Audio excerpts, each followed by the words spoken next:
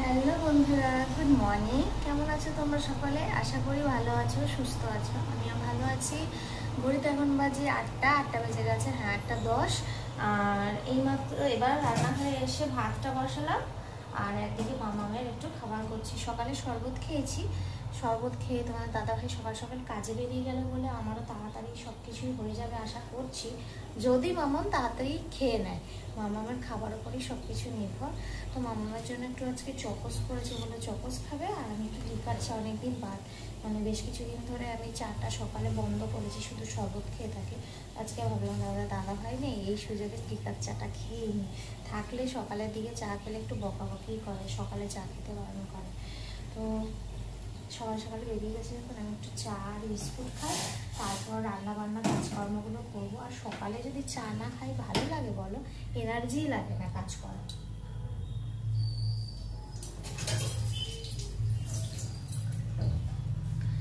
তো তার জন্যই একটু চা খেয়ে নিই, তারপর রান্না বান্না করবো। আর কালকে এখানে তো ঝড় বৃষ্টি হয়েছে প্রচুর। আমাদের এখানে নেই, টিভির লাইন নেই, তার জন্য মামাম টিভি তো সকাল থেকে বন্ধ। আর এবার ওই ঘরে বসে, টিভি না থাকলে ওই ঘরে বসে একটু খেলা করে,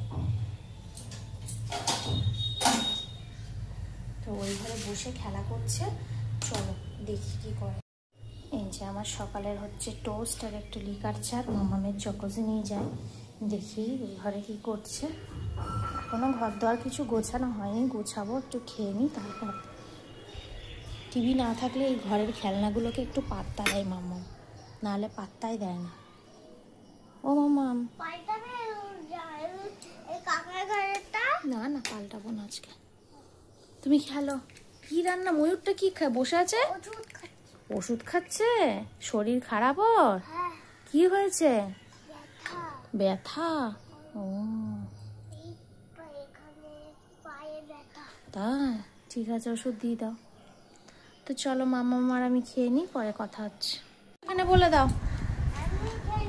খেলছো? কি খেলছো? খেলনা মাটি? বাবা, এটা কে শুয়ে আছে? ঢাকনা দিয়েছে, এটা কি? বালিশ? ও পার্টি করবো, করবে। আর একটা শাড়ি নিতে যাচ্ছে, নাও পার্টি করো। ওর এখন পার্টি চলছে। আমরাও সেই গামছা, মায়ের শাড়ি এসব দিয়ে, মা পিছনে পড়ে যাবে, একটু এগিয়ে এসো। দিদুনের শাড়ি নিতাম আমরা, দিয়ে ছোটবেলাতে খেলা করতাম তোমার মতো, ঘর বানাতাম, দিয়ে এরকম খেলনা বাটি নিয়ে খেলতাম, পুতুল নিয়ে খেলতাম বসে বসে, বুঝেছ? ছোটবেলায়। না বসো, পিছনে পড়ে যাবে তুমি, ওই সাইডে সরিয়ে দাও। হ্যাঁ, আর এদেরকে সাজালে না, এদেরকে বসাও, এদেরকে বসাবে না পুতুলগুলোকে। ও আচ্ছা, এখন ওর এই যে হচ্ছে খেলা হচ্ছে পার্টি। আর আমার ওদিকে রান্না বলতে, আমি ভাতটা নামিয়েছি আর একটু ভাজাভুজি করছি, মানে উচ্ছে ভাজা আর পটল ভাজা হচ্ছে। হ্যাঁ, উচ্ছে আর পটল ভাজি ভাজা হবে। তারপর ভাবছি মাছ বার করেছি, ফ্রিজ থেকে মাছটা বার করে রেখেছি, মাছের ঝোল করব।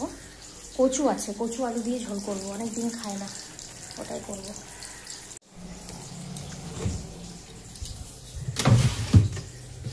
নিম পাতাগুলো গুঁড়ো করে রাখতে হবে গরমে।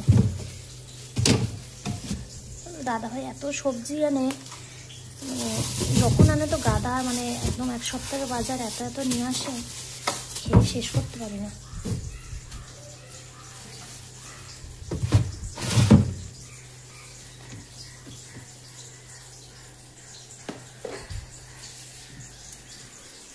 চলো এগুলো কেটে নিই।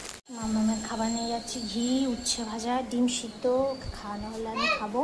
বাজে বাবা 9:30 বেজে গেছে। মা খেয়ে নাও। কি খেলছো বাবা? ওকে পড়াশোনা করাচ্ছ?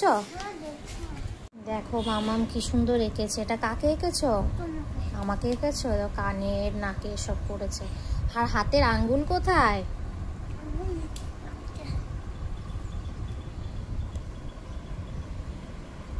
হাতের আঙ্গুল ওরে বাবা। আর ওই হাতের আঙ্গুল?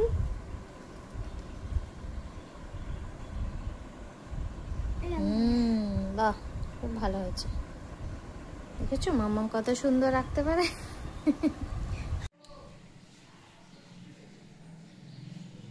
কই আমার নতুন বউ, কই কই নতুন বউ? ও নতুন বউ, দেখতে পাচ্ছি না মুখখানা, একটু দেখি, একটু দেখাও। নতুন বউয়ের নাকটা বন্ধ হয়ে গেছে সর্দিতে। না নতুন বউ না বৌদি তুমি আমার?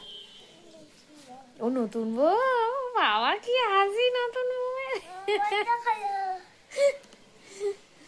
রান্না চাপিয়ে এসেছি প্রায় লাস্টের দিকে। মাম্মামকে খাইয়ে কিছু বাসন টাসন ছিল সেগুলো মেজে একবারে একটু হালকা হয়ে খেতে বসলাম। আর আজকে আমার খাবার কি জানো, এই দেখো, ভাত, ডিম সেদ্ধ, ঘি নিয়েছি, কাঁচা লঙ্কা, কাঁচা পেঁয়াজ আর একটু লবণ নিয়ে গরম গরম ভাত। তা মাম্মামকে খাওয়াতে খাওয়াতেই আমার ইচ্ছা করলো যে অনেক দিন তো ভাত খাওয়া হয় না, গরম ভাত, তো ভাবি আজকে খুব ইচ্ছা করলো ভাত খাওয়ার জন্য। রাতে একটু ভাত বসাতে হবে কারণ একটু কম পড়বে, তো ভাবলাম আজকে ভাতই খাই, কারণ টিফিন খাওয়ার মতো কেমন কিছু সেরকম কিছু নেই। মুড়ি আছে, মুড়ি ভাই খেতে ইচ্ছা করছে না, ছাতুও আছে, ভালো লাগে না, তাহলে আজকে একটু গরম ভাত খাই। আর ডিম সিদ্ধ করে নিলাম, এই দিয়ে হচ্ছে ভাত। আর গরম ভাত এই সকালের টাইমটা খেলে স্কুলের কথা মনে পড়ে।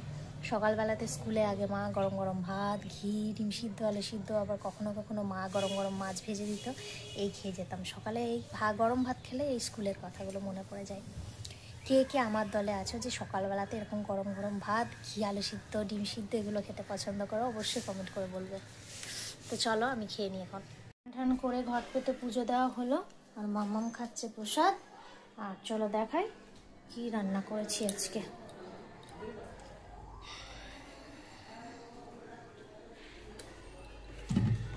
যে ভাত, ধনে পাতা ছিল, রসুন দিয়ে ধনে পাতার চাটনি, বাটাও বলতে পারো। এখানে উচ্ছে ভাজা, পটল ভাজা, আর রয়েছে গাটি কচু আর আলু দিয়ে মাছের ঝোল।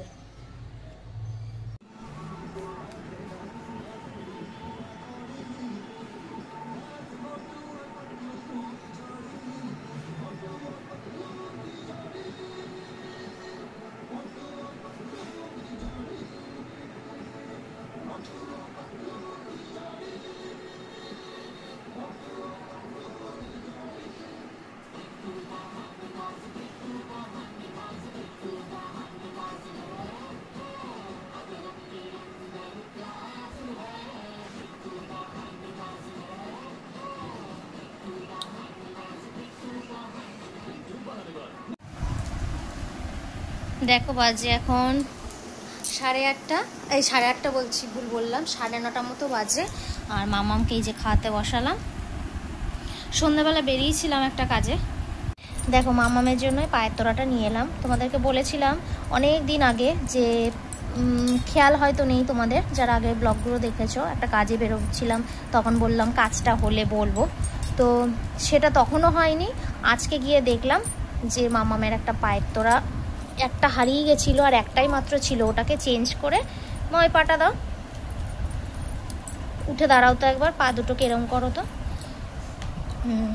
এই ডিজাইনটা নিলাম, কেমন হয়েছে বলবে তো।